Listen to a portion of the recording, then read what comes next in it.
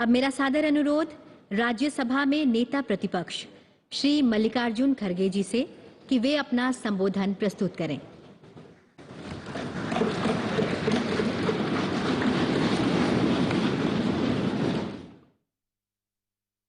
Honorable Vice President of India, Honorable Prime Minister,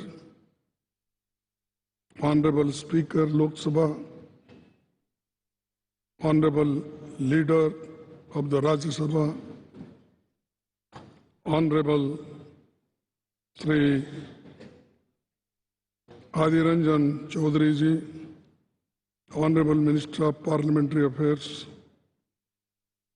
Honorable Members of Parliament and all the respected leaders. We have all gathered here today to commemorate the rich legacy of the Parliament of India in this historic Central Hall.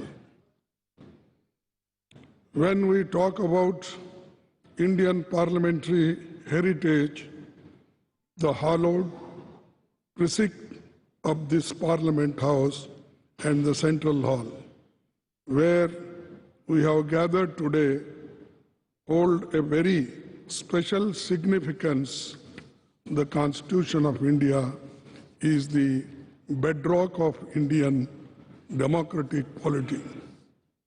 It is in this very Central Hall that the Constituent Assembly held its sittings from 1946 to 1949, spanning a period of 2 years, 11 months, and 17 days.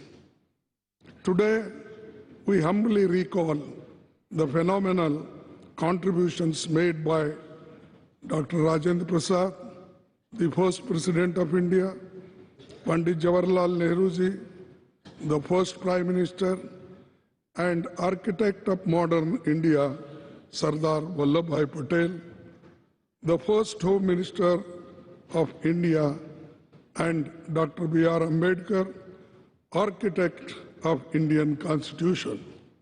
It is also an occasion to recall with gratitude the contributions of Sri G.V. Malvankar, Dr. Sarvapalli Radhakrishnan, and also acknowledge the collective contribution by members of the Constituent Assembly, Provisional Parliament, and First and all subsequent Lok Sabha. This Central Hall was witness to Pandit Nehru's tryst with destiny speech on the eve of India's independence, and yesterday the Prime Minister also mentioned this in his speech. I am thankful to you because you remembered this historic speech on this yesterday's occasion. Sir, the India's independence during his speech, the Pandit Nehruji inter alia stated, which I quote, long years ago, we have made a tryst with destiny, and now the time comes when we shall redeem our pledge, not wholly or in full measures, but very substantially. At the stroke of the midnight hour, when the world sleeps, India will awake to life and freedom. A moment comes, which comes but rarely in history, when we step out from the old to new, when an age ends, and when the soul of the nation, long suppressed, finds utterances. As the clock struck 12, all the members of the Constituent Assembly took the following pledge. At this solemn moment, when the people of India, through suffering and sacrifices, have secured freedom, I, a member of the Constituent Assembly, do dedicate myself in all humility to the service of India and her people to the end that this ancient land attain her rightful and honored place in the world and make her full and willing contribution to the promotion of the world peace and the welfare of the mankind. These words spoken on the day of this historic speech of Pandit Jawaharlal Nehru ji. I wish to emphasize at this juncture that this is all due to the collective and dedicated effort by parliamentarians cutting across the party lines over the past 7.5 decades. This rich legacy has formed a strong foundation for India's growth as a powerful democratic nation. Every nook and corner of the Parliament House has witnessed the evolution of our parliamentary democracy over the past 75 years. As we bid adieu to the Parliament House and move to the new Parliament building today, I am overwhelmed with emotions and tinge of pathos.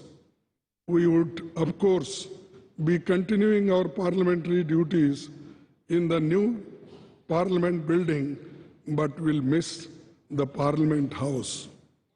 The success of the institution lies in the upholding constitutional values and ideals. The idea that institutions are sacrosanct and essential for the success is a fundamental principle in governance and development. We should commit ourselves to adhere to and preserving the constitutional values and parliamentary traditions as the country moves ahead in effectively performing parliamentary duties and in our endeavors for the growth of our nation. To build this country, forgetting our parties, political parties, we should be one to build the nation, to protect the nation, to protect the Constitution, to protect the democracy. This must be our aim. With these words and one quote I will say, no man can be grateful at the cost of his honor. No woman can be grateful at the cost of her chastity. And no nation can be grateful at the cost of its liberty. So, to protect our liberty, to protect our integrity, we must work all together. That is the only way to build the nation. Thank you. Jai Hind.